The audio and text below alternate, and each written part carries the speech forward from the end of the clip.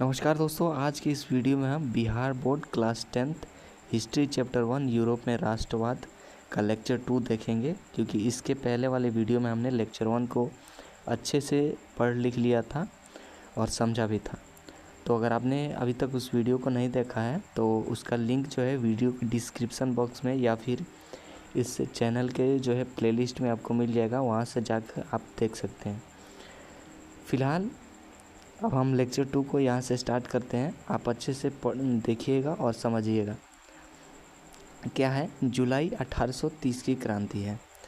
देखिए, चार्ल्स 10वां एक निरंकुश एवं प्रतिक्रियावादी शासक था, जिसने फ्रांस में उभर रही राष्ट्रीयता तथा जनतंत्र भावनाओं को दबाने का कार्य किया। उसने अपने शासनकाल में संवैधानिक लोकतंत्र की राह में कई गतिरोध उत्पन्न किए। उसके द्वारा प्रतिक्रियावादी पोलेगनी को प्रधानमंत्री बनाया गया। क्या है कि चार्ल्स 10वां फ्रांस का राजा था, लेकिन वो बहुत ही निरंकुश का मतलब होता है, यहाँ पे आप ऐसा समझिए, डिक्टेटर जैसा। डिक्टेटर यानी कि तानाशाह जैसा, और पुराने ख्यालों वाला था। वह चाहता था कि राजा और बड़े जो रईस व्यक्ति थे उन्हीं के पास ज़्यादातर ताकत और विशेष अधिकार हो। उसने प्रधानमंत्री के रूप में पोलेगनी को चुना।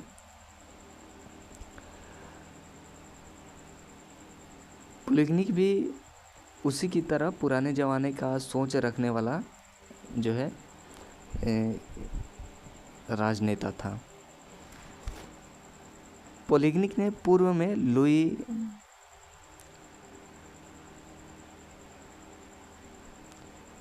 पोलेगनी ने पूर्व में लुई 18वें द्वारा स्थापित समान नागरिक संहिता के स्थान पर शक्तिशाली अभिजात वर्ग की स्थापना तथा उसे विशेष अधिकारों से विभूषित करने का प्रयास किया।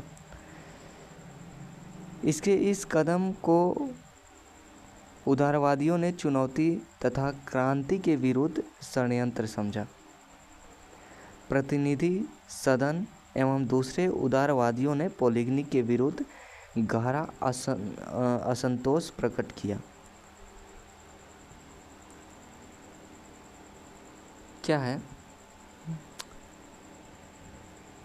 देखिए, उसने प्रधानमंत्री के रूप में पोलेगनी को जो है चुना था, जो उसी की तरह पुराने सोच रखने वाला व्यक्ति था। पोलेगनी ने कोशिश की कि पहले के राजा लुई 18वें द्वारा बनाई गई सामान्य नागरिक संहिता, जो सबको बराबर अधिकार देती थी, उसको जो है ख़त्म कर दी जाए और अमीर और रईस लोगों को फिर से खास अधिकार दिए जाए। ये जो बात थी वो उदारवादी नेताओं और जनता को बिल्कुल भी पसंद नहीं आई।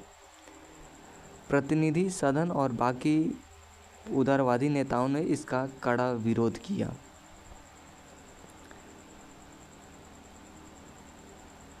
देखिए, प्रतिनिधि सदन और दूसरे उदारवादियों ने पोलेगनी के विरुद्ध गहरा असंतोष प्रकट किया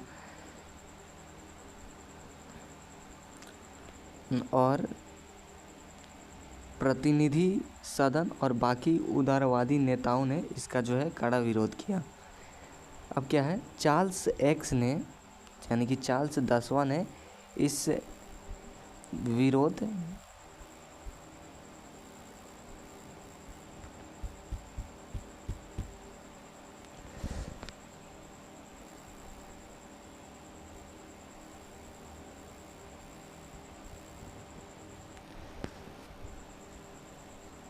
क्या है, थोड़ा यहाँ पे ब्रश इसका ठीक कर लेते हैं हम, ताकि आपको जो है अच्छे से समझ में आए कि अभी हम कहाँ पे पढ़ा रहे हैं। ठीक है, तो क्या है कि चार्ल्स 10वां ने इस विरोध का प्रतिक्रिया स्वरूप 25 जुलाई 1830 ईस्वी को 4 अध्यादेशों द्वारा उदार तत्वों का गला घोटने का प्रयास किया। इन अध्यादेशों के विरोध में पेरिस में क्रांति की लहर दौड़ गई और फ्रांस में 28 जून 1830 ईस्वी से गृह युद्ध आरंभ हो गया। इसे ही जुलाई 1830 की क्रांति कहते हैं। परिणामतः चार्ल्स 10 फ्रांस की गद्दी से त्याग कर जो है इंग्लैंड पलायन कर गया और इस प्रकार बुर्बो वंश के शासन का अंत हो गया।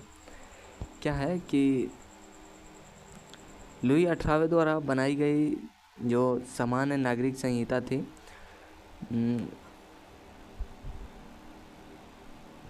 जो सबको बराबर अधिकार देती थी, उसको जो ख़त्म करने और अमीर रईसों के लोगों को जो है फिर से खास अधिकार दिए जाने का जो पोलिगनी का सपना था, ये जो बात थी जो है जो उदारवादी नेताएं जो उस वक्त थे उनको जो है पसंद नहीं आई थी।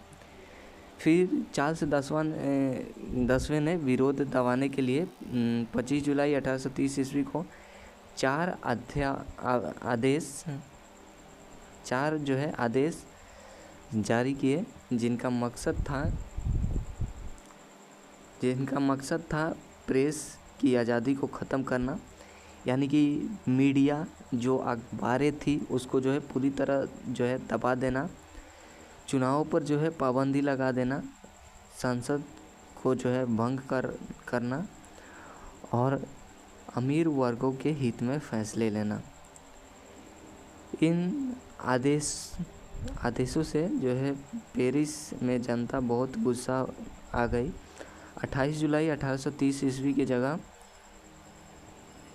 देखिए 28 जुलाई 1830 से जगह जगह लड़ाई शुरू हो गई, जिसे जुलाई की क्रांति कहा जाता है। अंत में क्या हुआ कि हालत बहुत ज़्यादा जो है बिगड़ने लगी। चार्ल्स जो 10वां था उसको राजगद्दी छोड़नी पड़ी और वो जो है इंग्लैंड भाग गया। इस तरह जो है फ्रांस में बुर्बो वंश का शासन जो है ख़त्म हो गया। और आगे हम देखते हैं कि आगे क्या है। तो यहाँ पे देखिए आगे है क्या है, फ्रांस में जुलाई 1830 की क्रांति के परिणाम स्वरूप बुर्बो वंश के स्थान पर आर्लेन्स वंश को गद्दी सौंपी गई। इस वंश के शासक लुई फिलिप्स ने उदारवादियों, पत्रकारों तथा पेरिस की जनता के समर्थन से सत्ता प्राप्त की थी। उसकी नीतियाँ उदारवादियों के पक्ष में तथा संवैधानिक गणतंत्र के नियमित रही।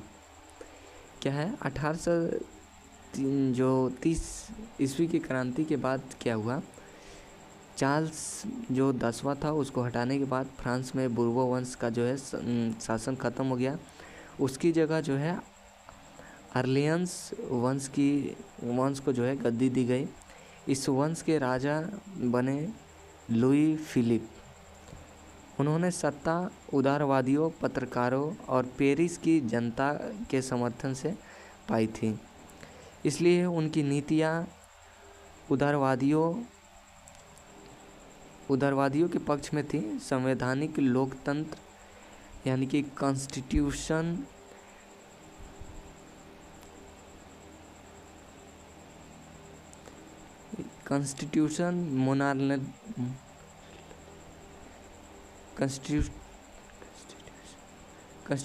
मोनार्जी को संवैधानिक लोकतंत्र को आगे बढ़ाने वाली थी। उदारवादियों के पक्ष में थी, संवैधानिक लोकतंत्र को आगे बढ़ाने वाली थी। यानी अब शासन जनता और प्रेस को ज़्यादा आज़ादी अधिकार में, यानी अब शासन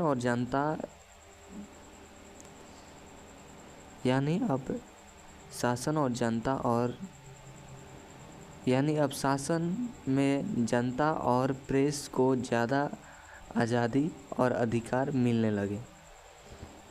इसके बाद क्या है,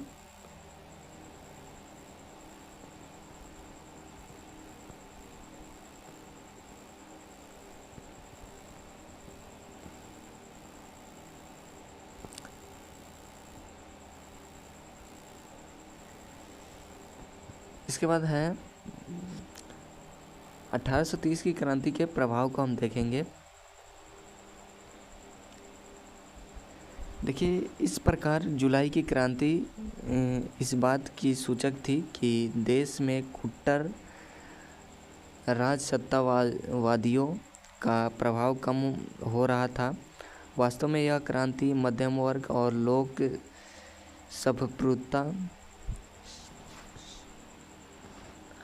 संप्रभुता के सिद्धांतों की देन थी। इस क्रांति ने फ्रांसीसी क्रांति के सिद्धांतों को पुनर्जीवित किया तथा वियना कांग्रेस के उद्देश्यों को निर्मूल सिद्ध कर दिया। इसका प्रभाव संपूर्ण यूरोप पर पड़ा और राष्ट्रीयता तथा देशभक्ति की भावना का प्रस्फुटन जिस प्रकार हुआ, उसने सभी यूरोपीय राष्ट्रों के राजनैतिक एकीकरण, संवैधानिक सुधार तथा राष्ट्रवाद के विकास का मार्ग प्रशस्त किया। इटली तथा जर्मनी का एकीकरण तथा यूनाइटेड पोलैंड एवं हंगरी में तत्कालीन व्यवस्था के प्रति राष्ट्रीयता के प्रभाव के कारण आंदोलन उठ खड़े हुए। आगे चलकर फ्रांस में भी लुई फिलिप्स के खिलाफ आवाज़ उठने लगी, जिससे फ्रांस में एक और क्रांति की पृष्ठभूमि तैयार कर दी।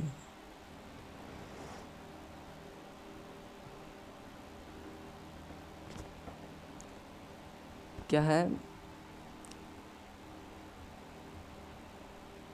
कि जुलाई की क्रांति ने यह देखा कि अब देश में कट्टरपंथी राजा और उनके समर्थक पहले जितने ताकतवर नहीं रहे। यह क्रांति मध्यम वर्ग जैसे व्यापारी, पढ़े लिखे लोग और जनता के अधिकार, लोक सत्ता की जीत थी। इस क्रांति ने 1789 की फ्रांसीसी ईस्वी की क्रांति के सिद्धांत स्वतंत्रता, समानता, भाईचारा को फिर से जीवित कर दिया और वियना कांग्रेस 1815 की उन योजनाओं को ख़त्म कर दिया जो जनता की आज़ादी को दबाने के लिए बनाई गई थी। इसका असर जो है पूरे यूरोप में हुआ। लोगों में देशभक्ति और राष्ट्रीयता की भावना बढ़ी। इसके कारण कई देशों में राजनीतिक एकता, संविधान में सुधार और राष्ट्रवाद का तेज़ी से विकास हुआ और आगे बढ़ा।